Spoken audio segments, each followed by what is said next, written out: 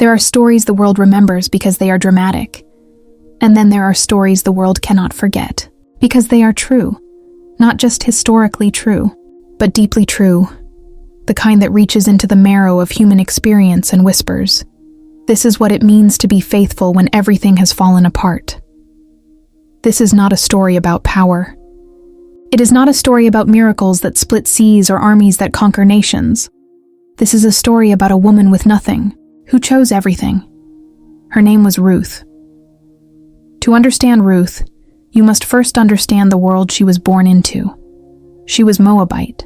That single word carried weight in the ancient Near East, the weight of suspicion, of otherness, of a history between two peoples that was never entirely peaceful. The Moabites and the Israelites shared complicated roots, and the tension between their nations had not faded with time. Ruth would have grown up knowing the gods of her people, Chemosh, the national deity of Moab. She would have known her customs, her community, her language. She had a homeland, an identity, a sense of belonging to something. She also had a husband, a man named Mahlon, an Israelite of all things. His family had come to Moab as refugees, fleeing a famine that had swallowed the land of Judah dry. His father Elimelech had made the difficult calculation that survival mattered more than geography. And so they came. They stayed. And in time, Mahlon and his brother Chilion each took Moabite wives.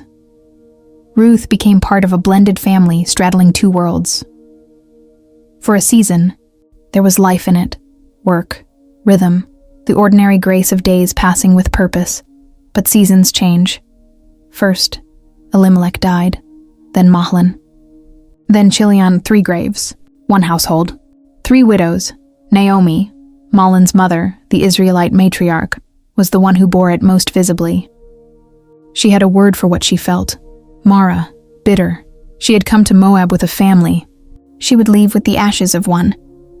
Grief had rewritten her from the inside out, and she no longer recognized the woman. The name Naomi, pleasant, described. When word reached her that the famine in Judah had broken, that Bethlehem had bread again, she made her decision. She would go home. There was nothing left for her in Moab. She told her daughters-in-law to go back to their own mothers' houses. She released them, blessed them, and urged them toward the futures she could no longer offer. Orpah wept, and then she returned. Her people, her gods, the known world. We do not judge her for it. But Ruth did something that no social script, no cultural obligation, no logic of self-preservation could explain. She held on. Where you go, I will go, 4 words, but behind them, a universe of surrender. She was not pledging loyalty to a country. She was pledging loyalty to a person, and through that person to a God she was still learning to trust. She gave up Moab. She gave up familiar prayers in a familiar tongue. She gave up the comfort of being known, of belonging without explanation. She chose to become a foreigner for the sake of love. That is not strategy. That is not calculation. That is faith before it has proof. When they arrived in Bethlehem, the city stirred. "Is this Naomi?" the women asked, and Naomi answered, "Call me Mara, call me bitter. The Lord has dealt harshly with me. I left full, and I have returned empty." Notice, she did not say we. She said She was too deep in grief to see clearly what stood beside her. A woman who had given up everything to stand in that moment, in that city beside her. Ruth was not nothing. But grief can blind us to grace that is standing close enough to touch. Still, Ruth did not demand to be seen. She simply went to work. The law of Israel had a provision for the vulnerable. When a field was harvested, the edges were left unharvested. What fell from the worker's hand stayed on the ground. The poor, the widow, the foreigner, they had the right to come behind and gather what remained. It was called gleaning, back-breaking work for subsistence provision. Ruth asked Naomi's permission, then went out into the fields. She did not wait for rescue. She did not sit in grief. She worked. And this is where providence enters the story quietly, the way it almost always does. Not in thunder, not in a vision. In the field where she happened to stop, in the man who happened to own it. His name was Boaz. Boaz was a man whose character announced itself before his words did. He arrived in his fields, and his first act was to greet his workers by name, calling blessing down on them. "The Lord be with you." A man who speaks that way to those beneath him in social standing is telling you everything about who he is. He noticed Ruth. He asked about her, and when he heard her story, the widowhood, the loyalty to Naomi, the choice to follow a God she hadn't grown up with into a land that wasn't theirs, something in him recognized something in her. He told her to stay in his field, to glean alongside his own workers, to drink from his water jars when she was thirsty. He instructed his men to protect her. He spoke to her with dignity, as though her foreignness was not a mark against her, but simply a fact about her. When Ruth asked why does a man of your standing show this kindness to someone like me? Boaz answered with a simplicity that carried the weight of the whole story. What you have done for your mother-in-law after the death of your husband has been told to me. Everyone knows the kind of woman you are. Virtue witnessed by a whole city. Character that had walked a long road to be seen. That evening, Ruth returned to Naomi with her arms full of grain. Naomi asked where she had gleaned. And when she heard the name, Boaz, something cracked open in her that had been sealed shut since the funerals. "May he be blessed by the Lord," she said. "He is a close relative of ours. He is one of our redeemers." A redeemer. Goel. A Hebrew legal and moral concept that had no simple translation. A kinsman redeemer was a relative with the power and the obligation to step into a family's crisis and restore what had been lost: land, name, lineage, dignity. If Naomi and Ruth had any hope of recovering what the deaths of 3 men had taken from them, it would have to come through a man willing to pay the price of restoration.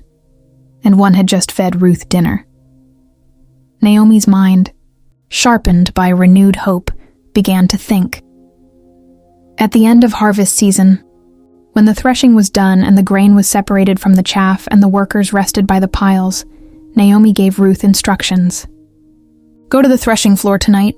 Find where Boaz lies down. Uncover his feet. Lie there. When he wakes and asks who you are, let him speak first." To ancient ears, this was not scandalous. It was a formal gesture of appeal, placing oneself symbolically at a kinsman's feet, requesting his covering, his protection, his action. Ruth went. In the middle of the night, Boaz woke with a start. Someone was there, at his feet. "In the dark, who are you?" he asked. "I am Ruth," she said. "Spread your cloak over your servant. You are a redeemer," she was asking him. Directly, with full awareness that there was a closer kinsman who had first rights to redeem. She was not appealing to sentiment.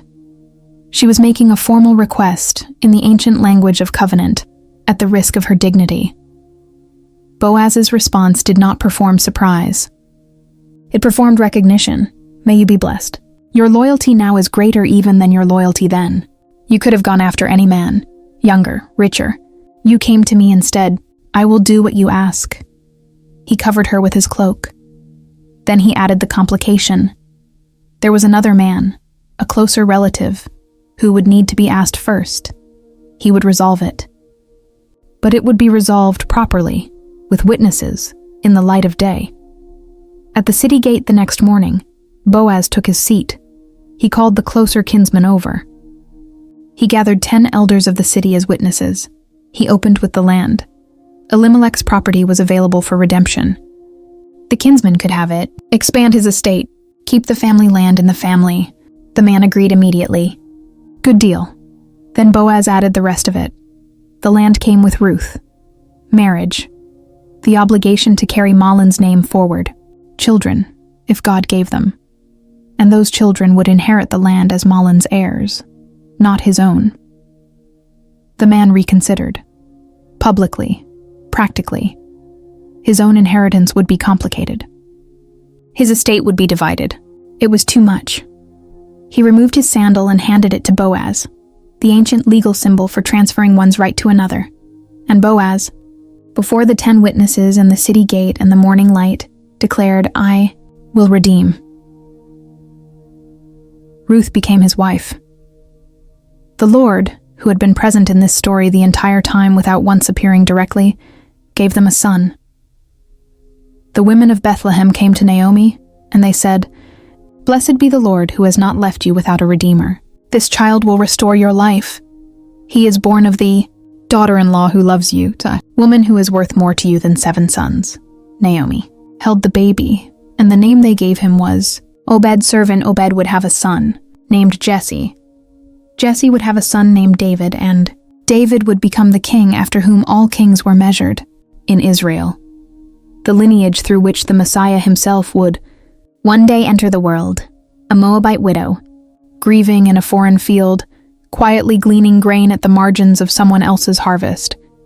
She became an ancestor of the one who would redeem not just a family, but a world. Here is what the story of Ruth does not tell us. It does not tell us that Ruth's path was easy. It does not tell us that her faith made the grief lighter.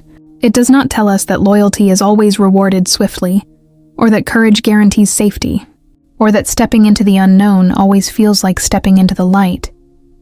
What it tells us is this: when you make choices rooted in love rather than fear, when you stay when you could leave, work when you could wait, ask when you could hide, something larger than your choices begins to move. Not always visibly, not always quickly, but it moves. Boaz didn't find Ruth because she went looking for a husband. He found her because she went looking for grain.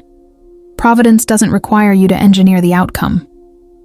It requires you to show up faithfully where you are.